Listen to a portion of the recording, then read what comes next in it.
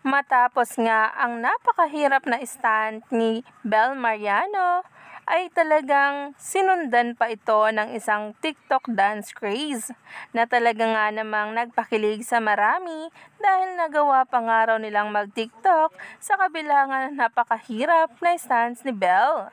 At itong si Donnie ay talagang sobrang saya nga dahil natapos ni Bel ang eksenang iyon.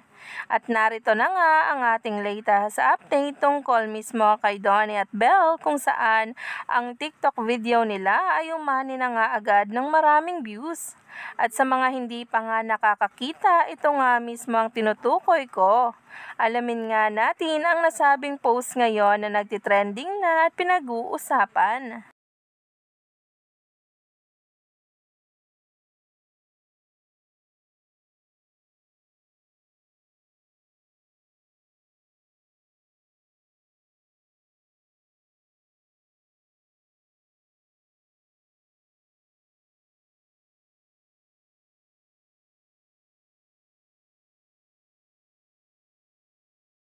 Kilig to the max na naman ang dalawa dahil sa natapos nilang eksena.